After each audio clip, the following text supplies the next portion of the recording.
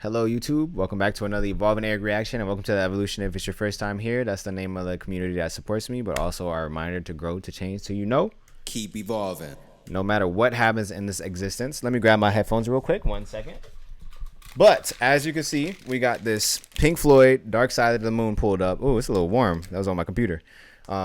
I did listen to this album before. Some of y'all may or may not have seen that video. I apologize if you did see that because I did not give this project its proper shine. I was talking to my live stream. I was trying to figure out how I'm gonna go about my reactions. That was one of my first few big album reactions. I think that was the first classic album reaction I did actually. So bear with me for that. If you've seen that, I apologize. I know it was a little rough, but if you made it through that, I appreciate you. This time, it shouldn't be rough at all. It should be pretty smooth. I got a system now. Now we're gonna listen to these songs.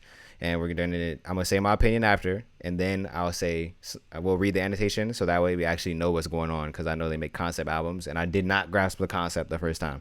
So, redemption is today. That being said, I'm on Twitch. If you see any comments, you can. I would love to have you on one of our Twitch streams. We react to music live. So yeah, my @ is here, or you can type in Evolving Eric. Other than that, this first one is called "Speak to Me."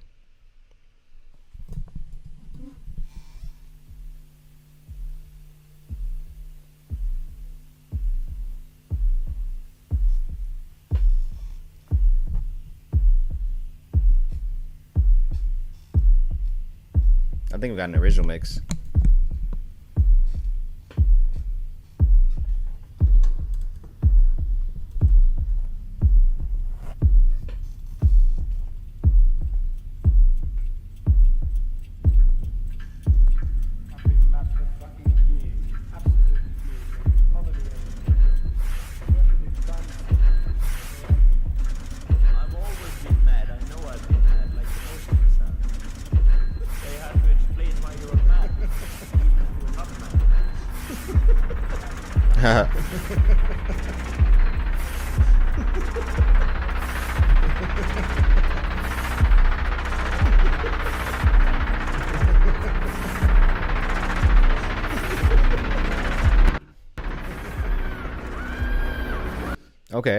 Okay. Interesting intro. I hear they're setting up for the theme, and I also did read there's a little annotation on the screen, which I think is useful because we do annotations anyways. And they were saying this was inspired by their band member who had felt disconnected from reality after taking a trip. That was one of the things they said. Also, I guess just a life commentary. He's talking about working for years, feeling overworked. So, and the homie Complicated said whole albums recorded at Abbey Road Studios. That's really cool too. If you would like to check out my Beatles Abbey Road reaction, I do have one up on YouTube. It's pretty chill, man. But other than that, let's read this annotation and see what's going on here. Speak to Me is the first track from British progressive rock band Pink Floyd's 1973 album, Dark Side of the Moon, on which it forms an overture. What is an overture? I'm going to look that up. Sorry, I don't. If one thing you guys will learn about me, my subscribers know if I don't know what something means, I'll just look it up real quick. Okay, like a preliminary prelude. Okay, word. Drummer Nick Mason receives a rare solo writing credit for the track. Roger Waters subsequently claimed this was a gift to Mason, one which Waters came to regret after his acrimonious departure from the band. What does that mean? Like bad departure, I guess? Bitter. Okay, bitter. Yeah, it makes sense. Criminous didn't sound good. Acrimonious didn't sound good because criminous. I don't know. The song is extremely reminiscent of Ron Geeson's A Raise of Eyebrows, which was released in 1967. A few years before, Ron Geeson worked with Pink Floyd on Atom Heart Mother, which was itself a few years release of Dark Side of the Moon. Let me know if any of you guys are fans of that project too. Maybe we can check it out at some point. If you would like to check out my The Wall reaction, that it's a long reaction, but I'm real thorough in there. I think you guys would enjoy it if you enjoy stuff like this. But last sentence says, on radio cuts, Speak to Me is often combined with Breathe, in parentheses it says in the air, called Speak to Me / Breathe. Very cool. Let's go on to the next record. This next record is Breathe in air. Well, you guys can see it on the screen now. Usually you guys can't see it on the screen, but that's pretty cool. Let's do it.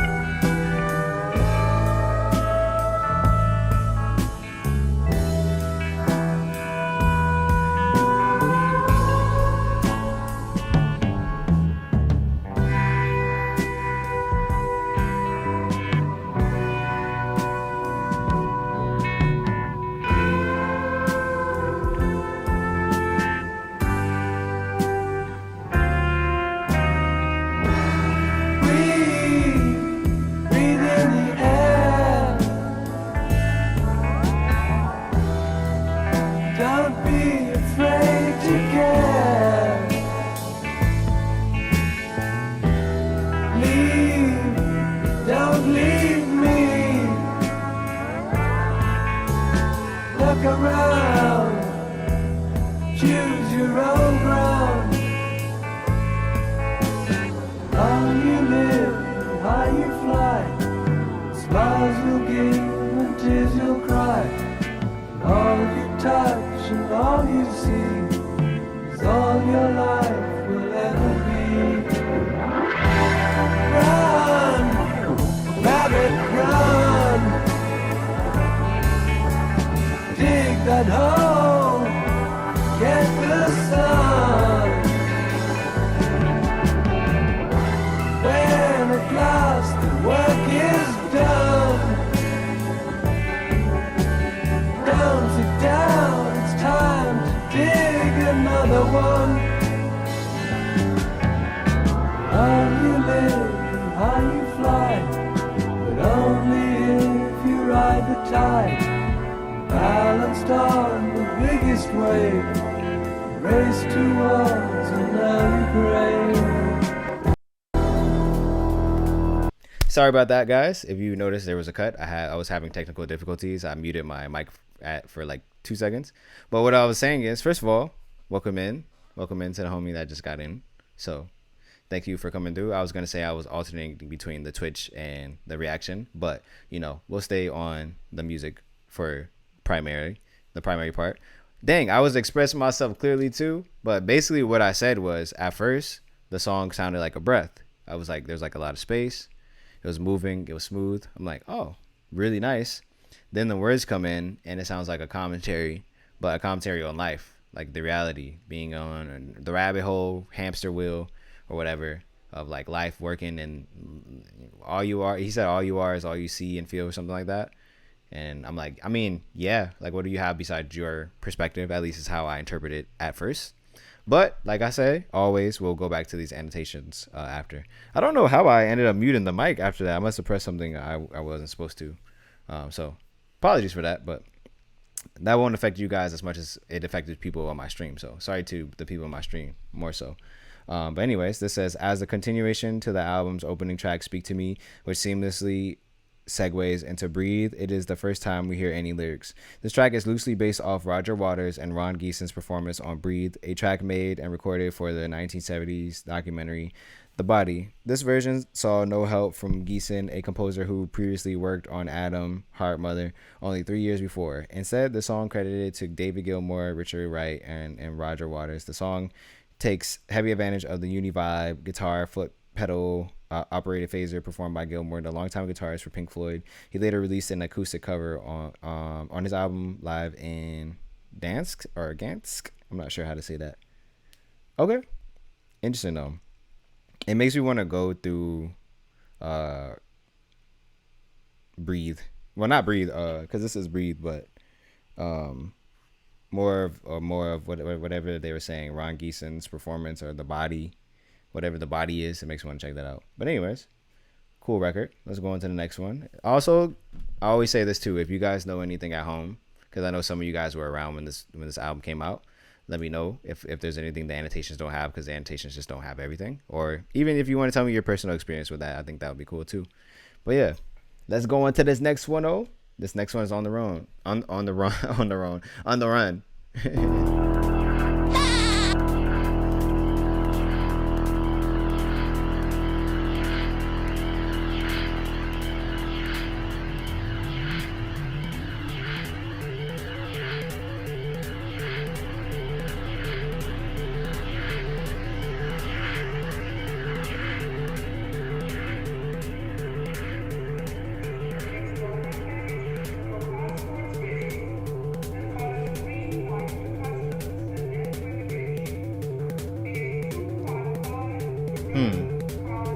Sounds like we're in the airport. Okay.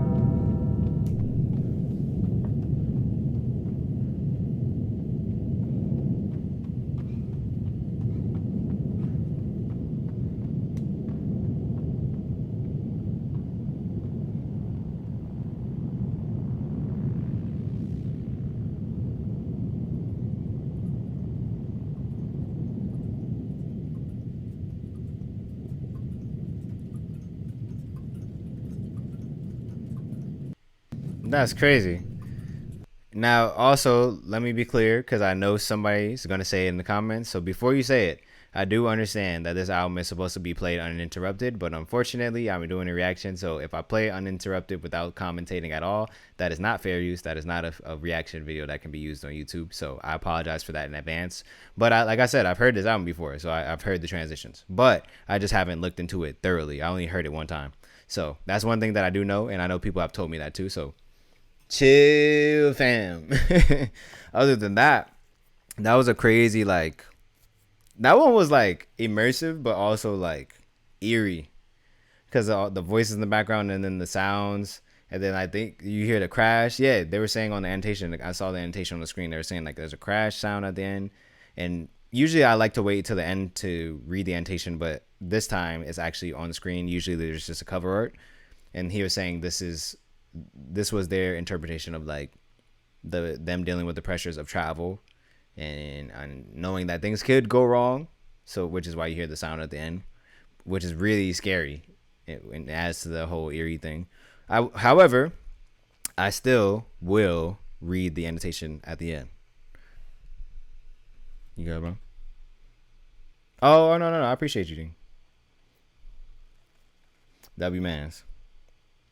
The non-vocal on the run is a standout with footsteps racing from side to side, successfully eluding any number of odd malevolent rumbles and explosions only to be cut off by the clocks ticking that leads into time. Oh, okay. Yeah, I see how they kind of play into each other. That's really cool how they did that.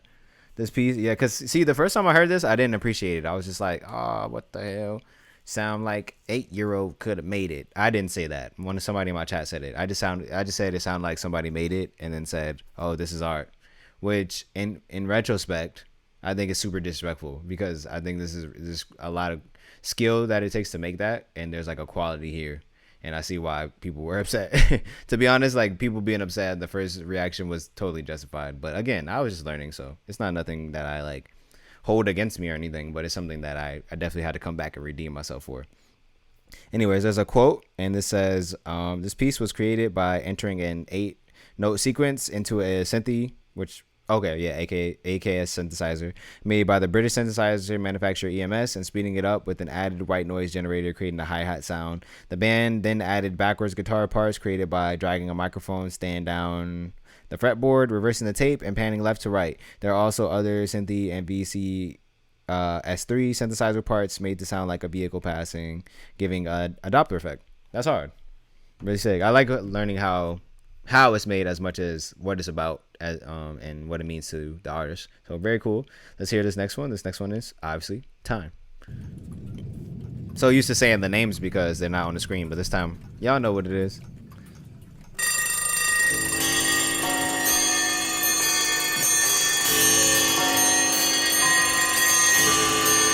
Gotta turn this down.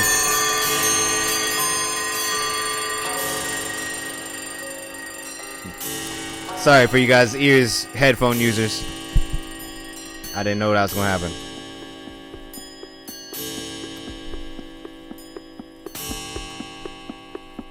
Alright, we'll get it back up.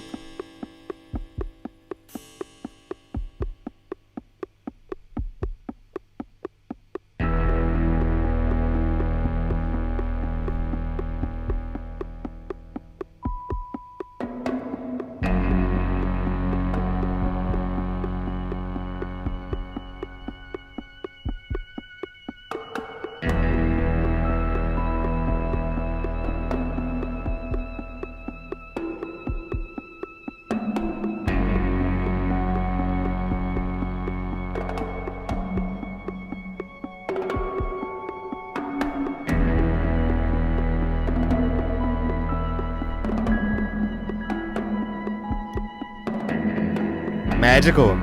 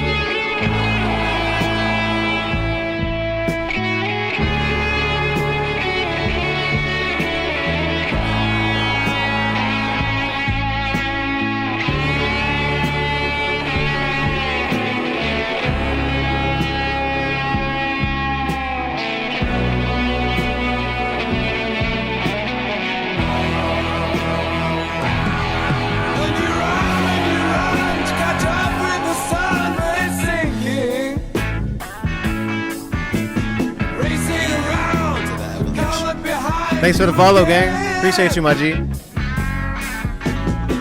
is the same in a relative way, but you're older, shorter of breath, and one day closer to death. Every year is getting shorter, never seem to find the time. Plans that neither come to walk or half the page of scribbled lines, hanging on in quiet desperation is the English way. The time is gone, the song is over. Thought I'd something more to say. Crazy. Hey. Only real ones in evolution, man.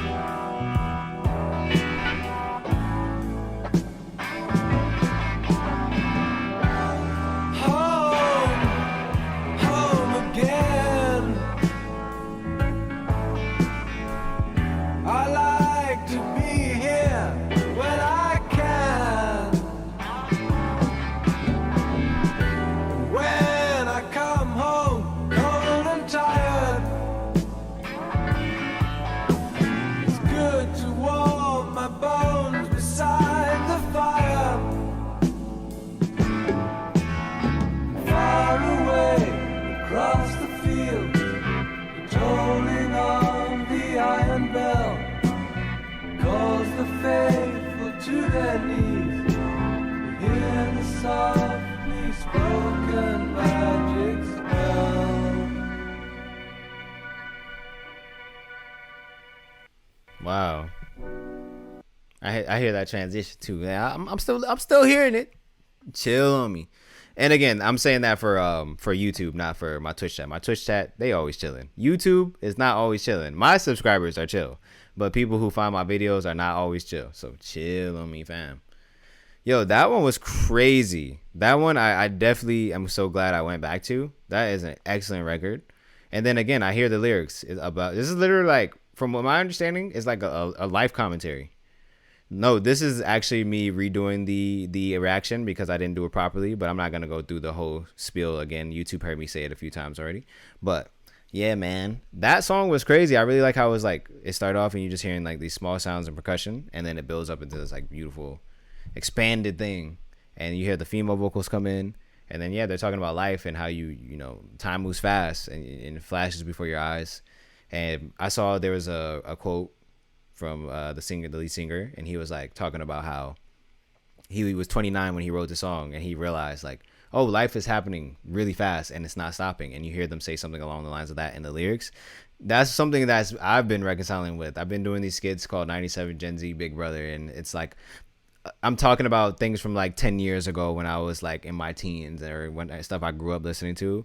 And also it puts into perspective like how fast time is moving, to where like the stuff that was just right in front of me is now 10 years ago and more.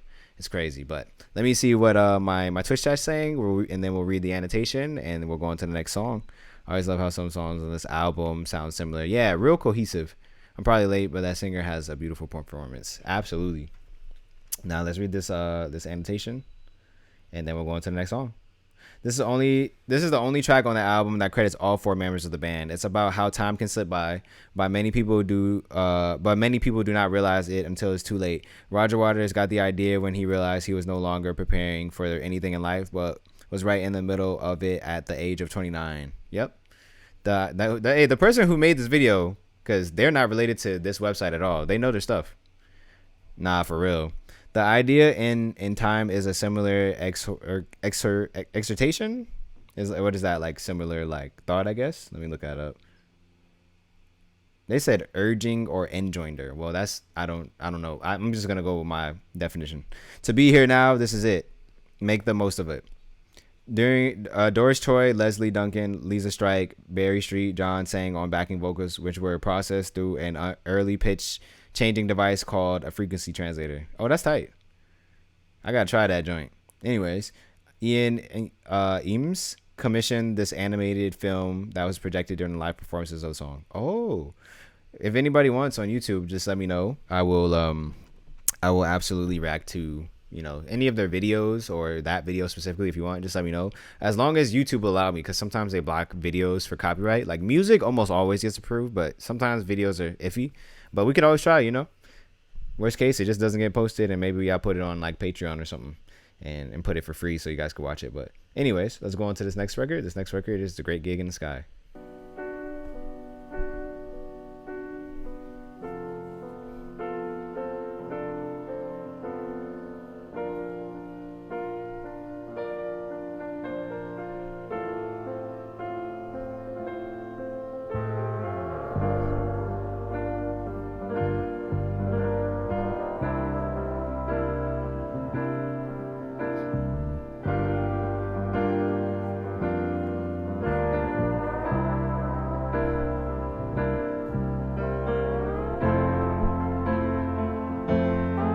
This one is tough. Frightened of dying. Anytime will do. I don't mind. Why should I be frightened of dying? There's no reason for it. You gotta go sometime. True.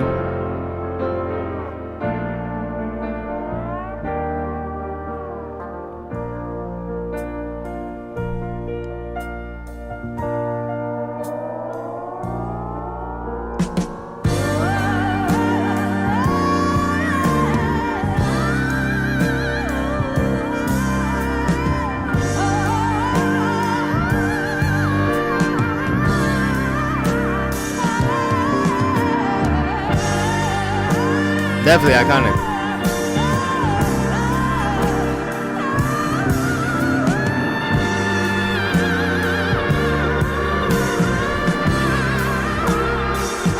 Right.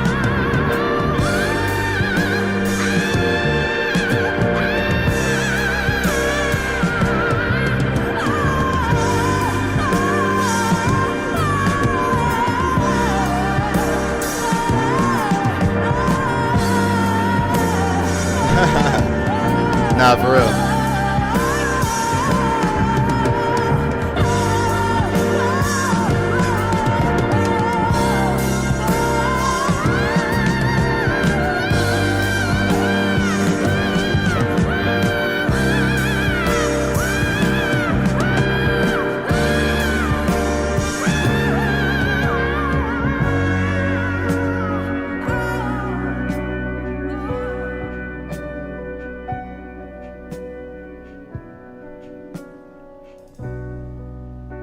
Damn.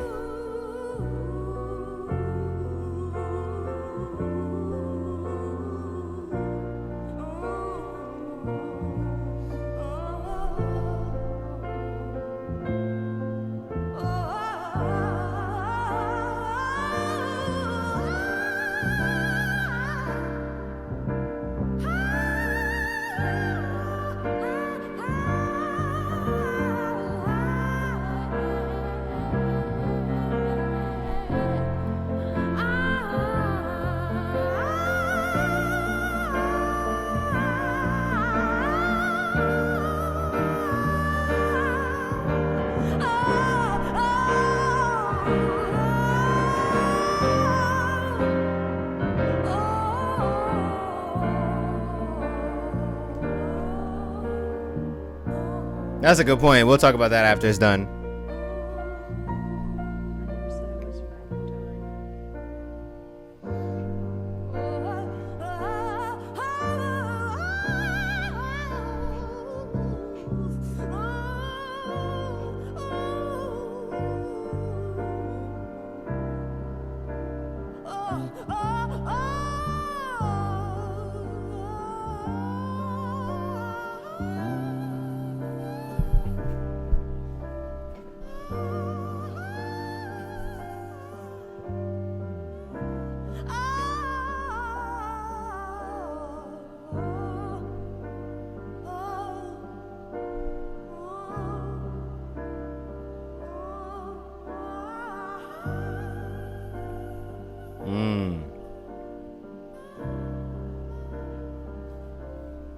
Striking.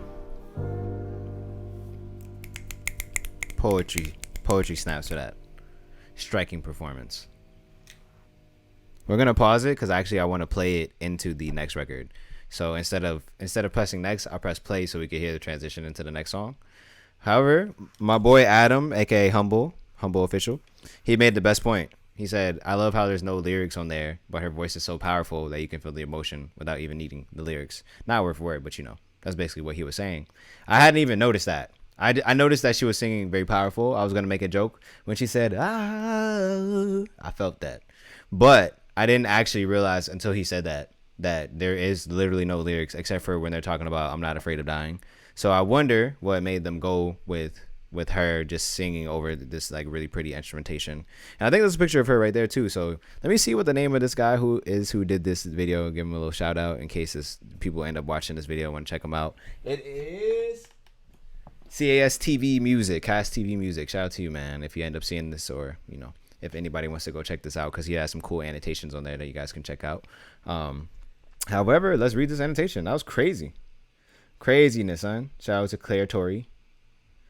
That's I'm gonna go to this. Says The Great Gig in the Sky is the 5th track on the album. I hate when they say that. Like, I know what track it is. I'm obviously listening to the album. But anyways, it features vocals by Claire Torrey. The song talks to the pressure of morality on life, with the great gig in the sky being a reference to heaven or an afterlife. Ah, I see. Thank you, Gengi. I see. That's what's going on. We in the sky right now. We literally in heaven, and she's singing like angelically because we're supposed to be in the sky. Okay. That's actually really smart. I was wondering what made them do that, but yeah, there was like a plane crash. There's like time, and then we're in heaven on this particular scene. It's just talking about the different layers of life, which is really cool. And then she's singing, okay, I understand. Man, I'm glad I came back to this album. I really disrespected how quality of an album this is, man. I apologize once again if you ended up seeing the first video. And then Adam, that's basically why I ended up redoing it, because we weren't doing annotations when I first reacted to this. I was talking a lot and no annotation. So now I'm like understanding it. Exactly, the real psychedelic. Shh. I'm trying not to curse on YouTube and not, you know, partake in my cannabis activities on YouTube. Because it's not TOS, but you can get demonetized if you doing stuff like that. So that's why you don't see me with the fog machine. I know some of y'all usually see me with the fog machine, aka the bong, but we had to switch up the swag because we are now professionals. We can't be getting yellow marked, and we definitely can't get the page taken down. Thank y'all for supporting me and helping me get to this point. We're gonna keep this thing going. RP Fog Machine. If you want to see me on the Fog Machine, just check us out on Twitch. I'll be with it plenty. But that being said, let's go on to the next song. And like I said, I won't skip. I remember this time. This next one's Money. Sometimes I say I'm not going to skip, and then I skip anyways. I'm like, I'll watch my own reaction like, ugly man. Okay. Right.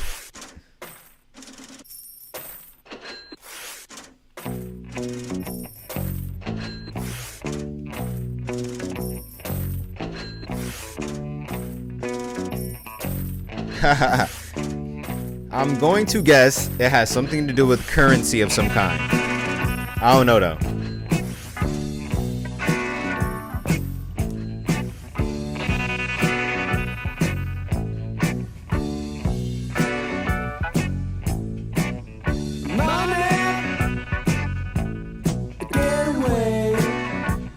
True.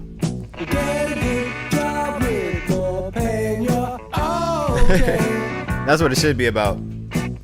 To be honest, it actually is. You're not wrong. Even though I know you're making a joke.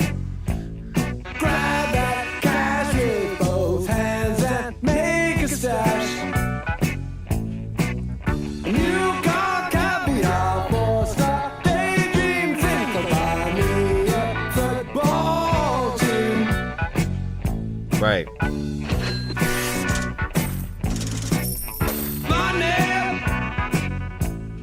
Yeah, this is ill.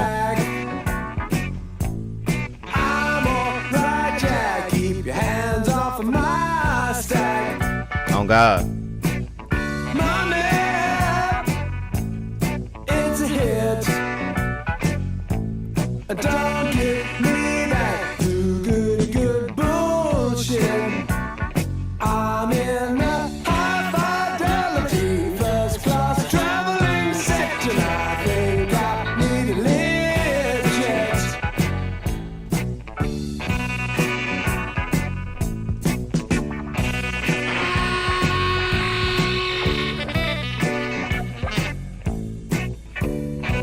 Real nice solo. Yeah, it's cold. The sax in that bit. Woo!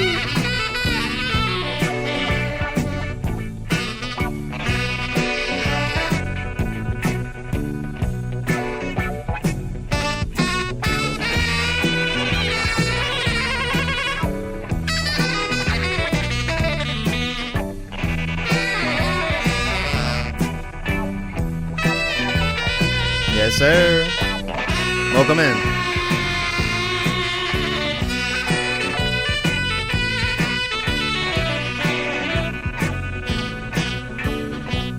Facts.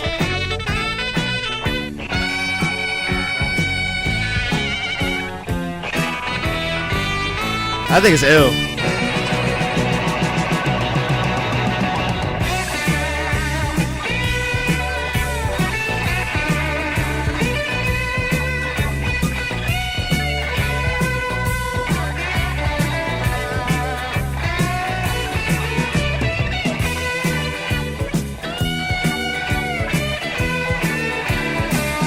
Facts.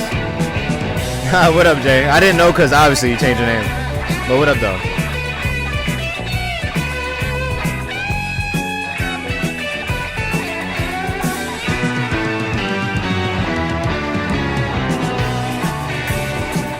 Yeah, this switch goes dumb.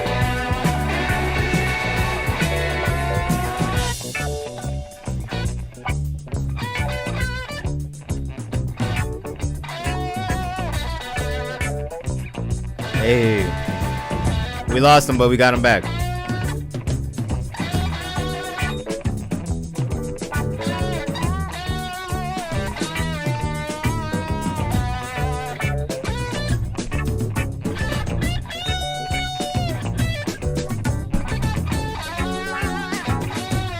Ooh, new Absol. We'll come back to that.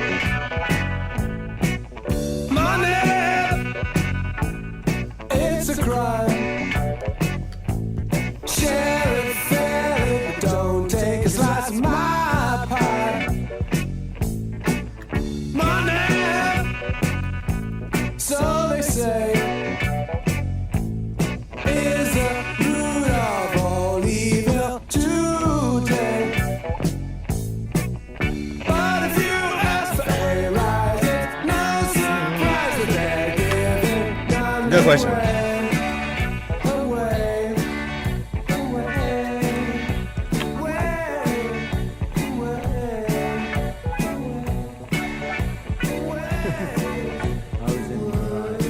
Yes, absolutely right. I certainly was in the right. Yes, definitely. I guess he was cruising for bruising.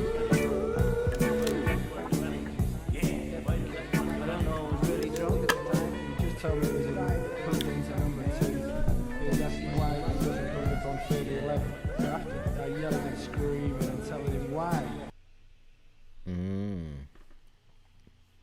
That one, we already knew it was going to be about money, but in which way was the question. It kind of actually came out in the way that I thought, because everything that I've heard from this album so far has been like a commentary on time, a commentary on heaven, a commentary on death. So this one, commentary on money, that's exactly what I thought. You know, how money controls the world. They literally said money's the root of all evil. That's basically the song summed up. They said you need money to get this and that and this and that at the beginning. So yeah, man, I definitely understand this record. This is a really nice listen. This one was crazy, and then like the saxophone in there, real nice. What did they be saying? What did they technically call this genre? Like they be saying like progressive something, psychedelic rock, and jazz influence. But yeah, definitely really sick. Let's read this annotation and see a little more of what's going on here. Money is a track from English progressive rock. Okay, I wasn't wrong. Sometimes they say psychedelic rock, sometimes they say progressive, so I mixed the two. Like I made it one, but same thing. Progressive rock band, Pink Floyd's 1973 album The Dark Side of the Moon, written by bassist Roger Waters. It opened side 2 of the original vinyl LP and is the only song on the album to enter the top 20 on the Billboard Hot 100. Damn, only this one? Not the one with the girl singing or the... Oh yeah, I was about to say the one in the sky, the gig in the sky, but that's the one with the girl singing. I would have thought that one would have went crazy. But anyways, Money is particularly notable for its unusual 7/4 time signature throughout most of the song. I wouldn't have noticed that. I thought it just had the normal rock, but that's probably why it feels a little different. It's the distinctive bass line and the 7-beat loop of money-related sound effects that opens the track. Coins, clicking, a register ringing, etc. Yes, definitely noticed that. That was one of the first things we noticed.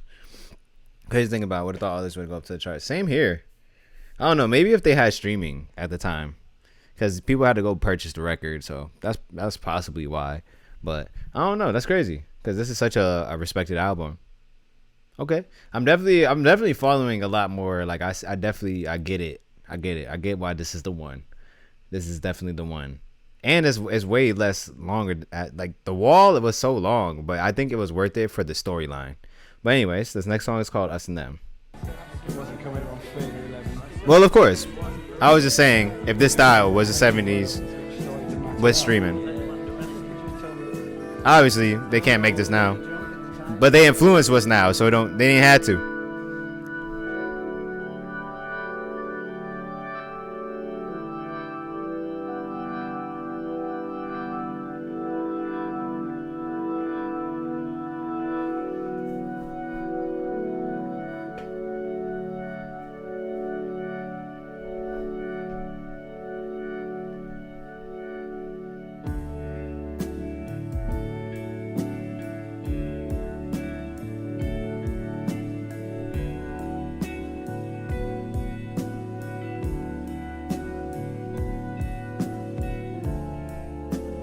Also, OGs, let us know if anyone sampled them in the comments, because I know y'all know. Y'all be letting me know all the knowledge. Alright, no more talking.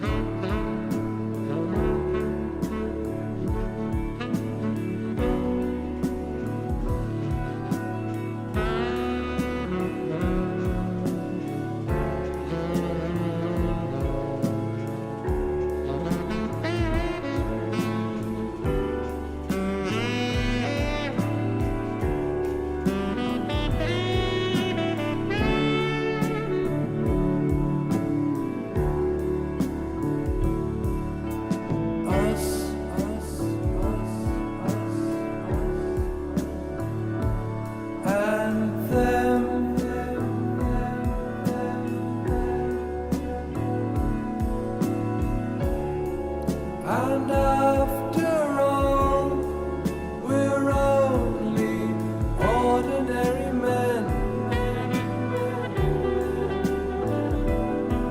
Haha, it is sex.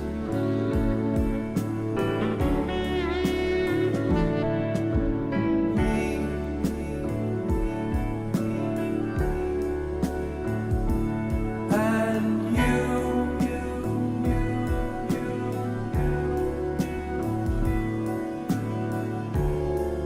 God only knows it's not what we would choose to do.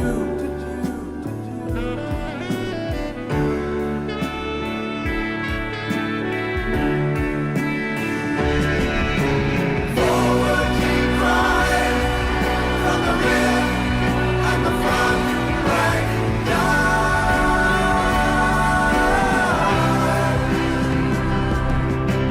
General sight and the lines on the map move from side to side. Black, Yeah, that's crazy.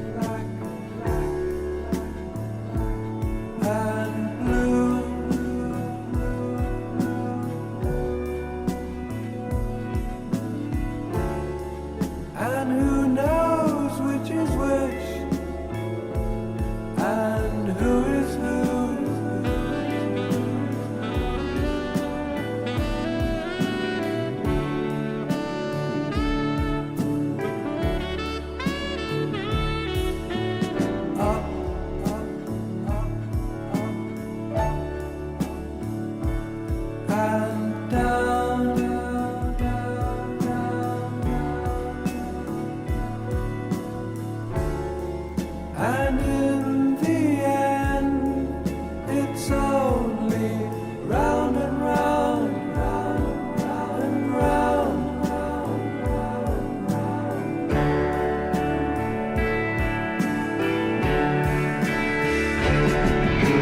Haven't you heard? It's a battle of words. Most of them alive. Listen, son, said the man with the gun. There's room for you inside.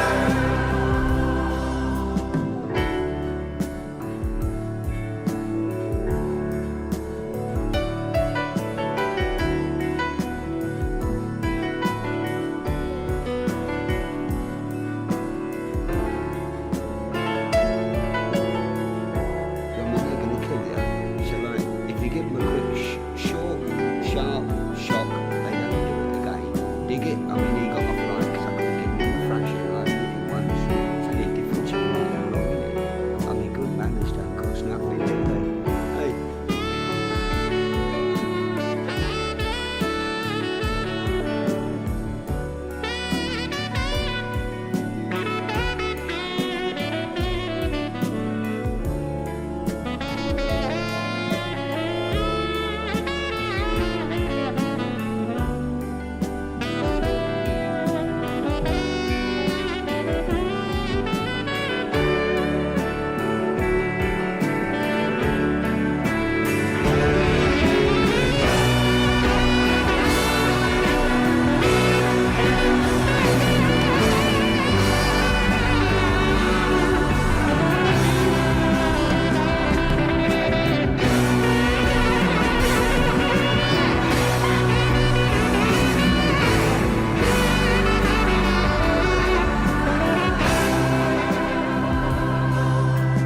Down, down,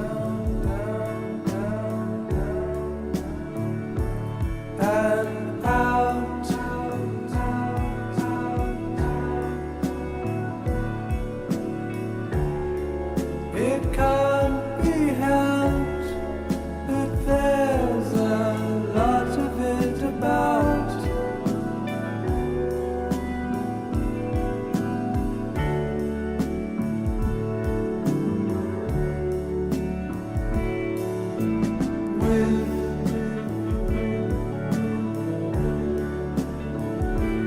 Without,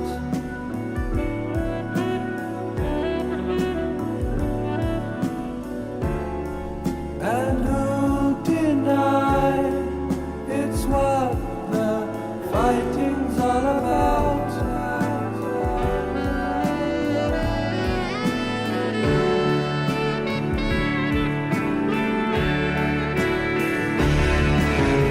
Out of the way, it's a busy day. I've got things on my mind. For one of the price of tea in the slice, the old man died. Jesus. That song was ridiculous, bro. That song was fucking. I wasn't supposed to be cussing. Ban me. I'm banned. That was freaking crazy, dude. Yo, first of all, so many elements in that worked, but it was like so full at the same time. Like so full and like grand. And then I'm looking at the lyrics and I didn't even catch this, but it sounds like they're talking about war. You know, we got money, we got life in general, we got heaven, and then now this one sounds like they're talking about war and the downsides of war and the reality. However, I could be wrong, but I think that's what's going on here. But let me see what the chat's saying. He said it's midnight. It's midnight where my boy is right now because he's watching from a different place. And he said he literally stood up and applauded. That's the power of the song. The first time I heard that, I definitely did not react like this. What's up, T? I was definitely like just listening and I don't even know what I was doing. I couldn't even justify it, to be honest. But I'm glad I'm really sitting with this because that one was crazy. That was for sure the best one, I think, at least in my opinion, of course. Let's read this annotation though and see what's going on here. In the context of Dark Side of the Moon album as a catalog of the pressures on life, this song is about the senselessness of war. Okay, yeah. I'm not, what I'm saying? I'm a beanhead sometimes, but I ain't dumb as hell. Let's continue though. It began as a piano piece Rick Wright came up with while working on the soundtrack to the 1970s movie Zabriskie Point. I've never seen that. Let me know if any of you guys have seen that in the comments. It didn't make the soundtrack, but they worked with it at the Dark Side of the Moon sessions, and it eventually became the song. Oh, that's cool. The director of Zabriskie Point, I hope I'm saying that right, Michelangelo Antonioni, rejected the song for being beautiful but too sad. It makes me think of church. Yo, the song is about binaries, black and white, us and them, cats and dogs. I see. That's a cool way to like paint the picture. It criticizes the cut and dry narrative that is given in a time of war. The song reveals that we're all just ordinary people. Sorry, couldn't resist. And when one takes a deeper look, war is senseless and death. Yeah, I mean, facts. No commentary here. No backlash here. Agreed. Let's go into the next song though. This next song is the third to last song on this album, but this one is called Any Color You Like. He said referee. I'm gonna start saying referee.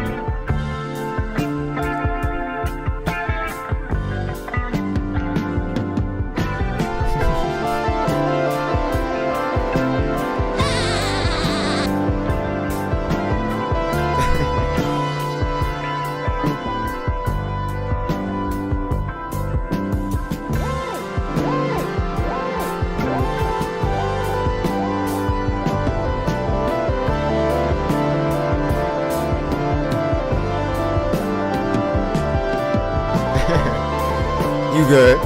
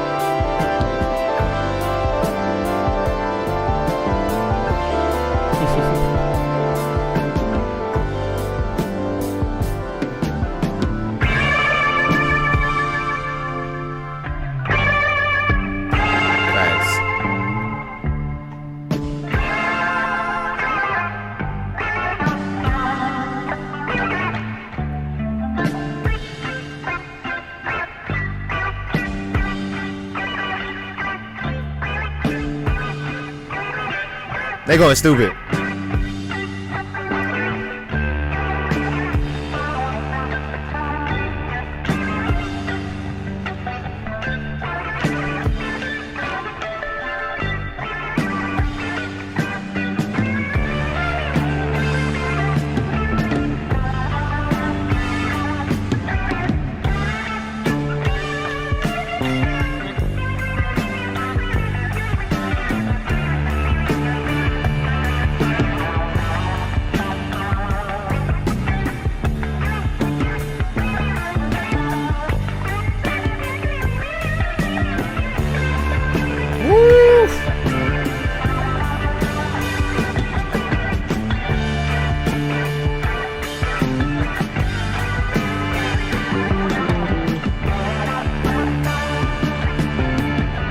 This is nasty, son.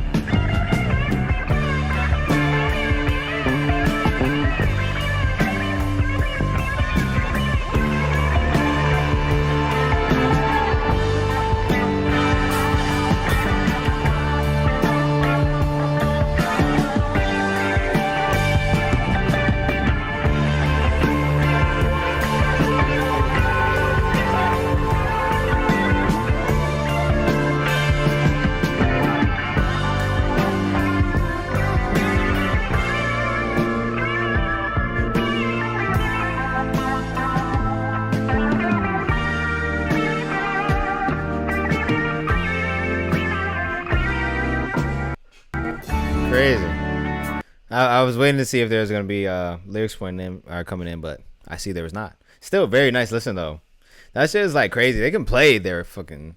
I keep cussing. I gotta stop. Oh! Somebody! Oh! He needs some milk. All right, I'm gonna take myself to back to kindergarten and put myself in timeout for cursing. We working on that. But anyways, it was crazy because like I'm just listening to them play these instruments. They just going berserk, and there's like so many textures and layers of the instruments that it's just like I'm looking at the cover. That's what it sounds like. It sounds like all these colors just going in and out, and you're just like, yo. And it's cool too how they have some of the instruments mixed. Some come on the left side, some come on the right side, and it's just like this whole like you're just listening to this world of like colors. That's just crazy. I think I could get away with saying shit, but I know I said the word, but I'm saying I think you could say that word, but other words I gotta be careful. Anyways, let's read this annotation though. Sorry, it went on to the next song, so I almost clicked the wrong annotation, but I found it. An instrumental track featuring keyboard and guitar solos. Any color you like has no lyrics or sound clips, but many can interpret the song's message to be, you are the master of your own universe, your own destiny. So make it any color you like. Now that's fire though, because I was saying it sounded colorful, so that actually does check out. Your own ironically, the actual meaning of the title is the complete opposite. It refers to the illusion of choice. Because they're saying any color you like, but you have to choose a color that's already there. I see what you're saying.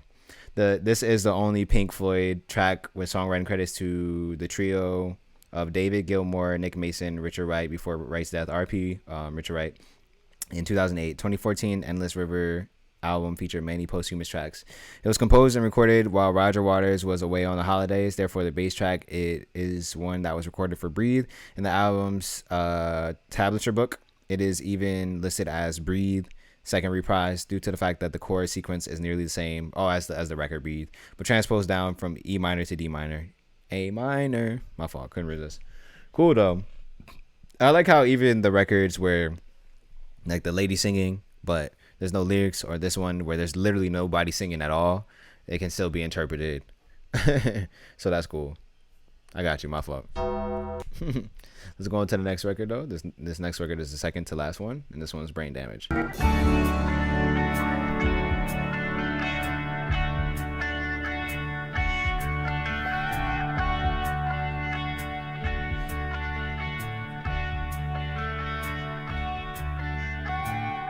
The lunatic is on the grass. The lunatic is on the grass. Hey, I'm gonna listen for it. Oh, I hear. And daisy chains and laughs. Got to keep the loonies on the path. The lunatic is in the hall. The lunatic? Okay. The lunatics are in my hall. The paper holds their folded faces to the floor. And every day the paper boy brings more. Word. I'm gonna listen for it. Guitar is nice. And if the dam breaks open many years too soon, and if there is Pushing 40? Who are you talking to? on the hill, and if your head explodes with dark forebodings too, I'll see you on the dark side of the moon.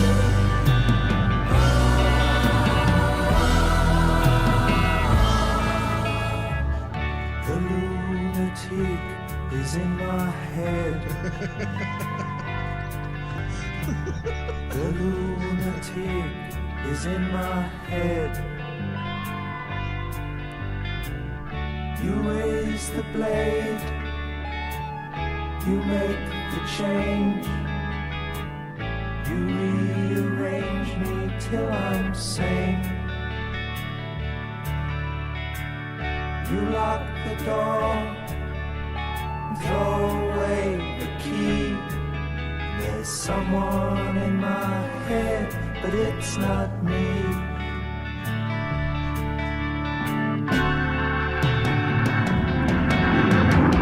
And if the cloud bursts, thunder in your ear, you shout and no one seems to hear.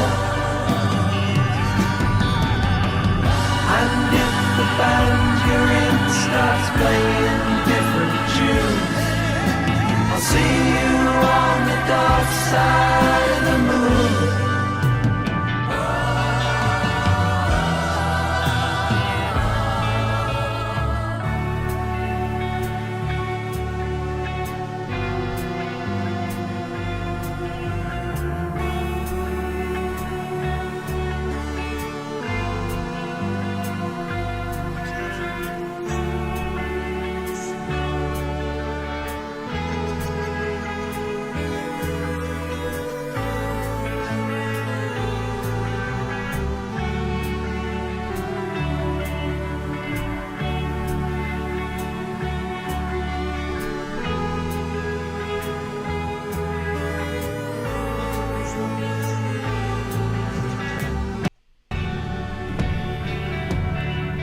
Okay, that one.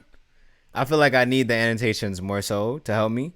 Another thing, I know y'all saw that. I got a troll. We never got a troll on the reaction. So sorry about that. That's not my fault. You know, people can come in and say whatever they want, but they're not even accurate in what they're saying, so it doesn't matter. But that record, I'm not sure if they were saying that is that really your friend? Are you joking? That doesn't matter.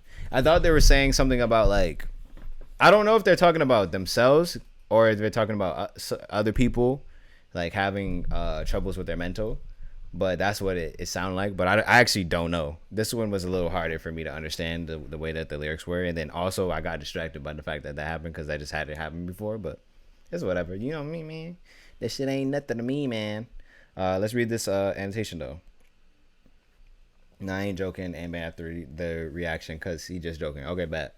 Cause I just saw it. They just made their account. I'm like, why are they trolling me? And they're not even right. But anyways, let me read this annotation. Brain Damage is the 9th track from British progressive rock band Pink Floyd 1973 album The Dark Side of the Moon. It was sung by Roger Waters. David Gilmour took over as lead vocalist when the band performed it live on the band's 1994 tour, as can be seen on Post. The band originally called this track Lunatic during live performances as recording sessions. It is often played back to back with the album's final track, Eclipse. I don't think they're really saying what they're saying though. Maybe I could click the annotation and see, but also y'all could let me know too in the comments, because I do like when y'all do that, and I could also just read the annotations on my own time. But I would not like y'all to just be sitting while I'm trying to figure out each little, specific thing. But yeah, nice song.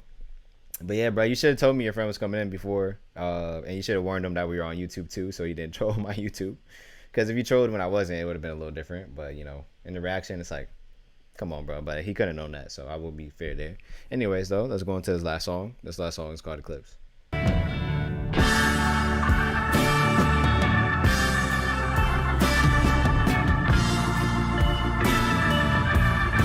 Oh, well.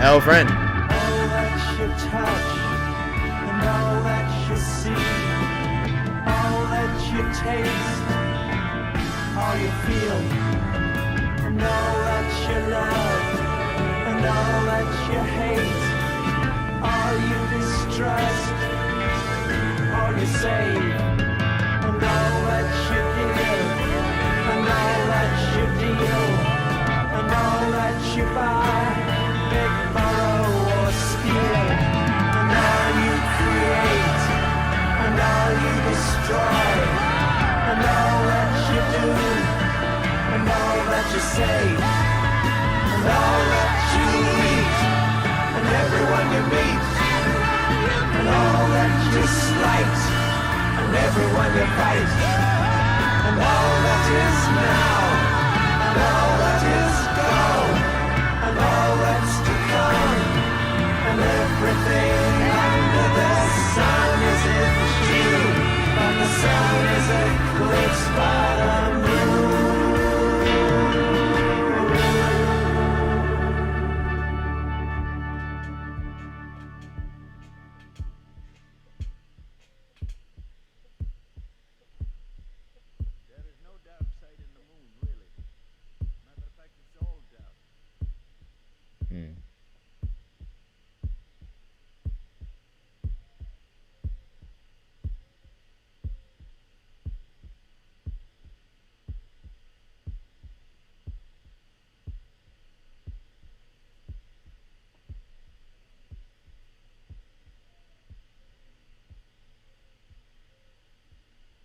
Is that it? Well, damn. Excellent album. We're definitely gonna. I'll say my final thoughts on this, and we'll read the annotation. Then I'll say my final thoughts on the album. But W album. Let's hide this so we don't gotta look at whatever random stuff that is. Yeah, no notes. I took notes. I'm glad I revisited because I had no idea what was happening, but now I'm understanding it. And that one was kind of like, it seemed like a combination of a lot of the topics that we had throughout it, but I also know that they're talking about the dark side of the moon, space, universe. So from my understanding, we got the money song, we got the space song, we got the brain, the mental health song, we got the what else was there? We got the heaven song, we got the life commentary. Yeah, I'm understanding it. Real cool project. I see why a lot of people love this. Eclipse is the 10th and final track from British progressive rock band Pink Floyd 1973 album The Dark Side of the Moon. It is by Roger Waters with harmonies by David Gilmour. After Waters left, Gilmour sang the lead when performing live. As the climax of the album, Eclipse highlights simply the summation of everything you are, as much as it matters to you, and as hard as it is to get in tune, eventually it's eclipsed by the moon. Not really important at all. Eclipse almost became the title track of this album. Nicholas Schaffer's book explains that while the band was writing Dark Side of the Moon in 1972, the group Medicine Head released an album by that title. Oh, well, I mean, I think Dark Side of the Moon is cooler than Eclipse, so it kind of worked out. As a result, Floyd was considering naming their album Eclipse after the song. It wasn't until Medicine Head album flopped that the group took the original back. Oh, they did an album called Dark Side of the Moon first. But then Medicine Heads flopped, and then they were like, oh, well, we're going to do it, and we're going to do it better, and now it's a legendary album. Okay. Well played. Way to take your title back. Excellent album. This was an awesome listening experience. I'm sure you guys are going to tell me some cool stuff in the comments because you guys always have really cool stories. I'm glad I redid this. If you saw the original, I hope I redeemed myself. Although, to be honest, I know that I did. You know, I did this one way more thorough than the first time. Didn't interrupt nothing. So now I understand it, and I actually have a better appreciation for this album. But yeah, that being said, make sure you recommend something else that I should react to in the comments whenever you get a chance, if you would like. Other than that, I hope you have a good day or night. That's my transition sound. And no matter what you do in this life, make sure that you Keep evolving. peace, y'all. I'm gonna stay on my Twitch though, but peace, YouTube.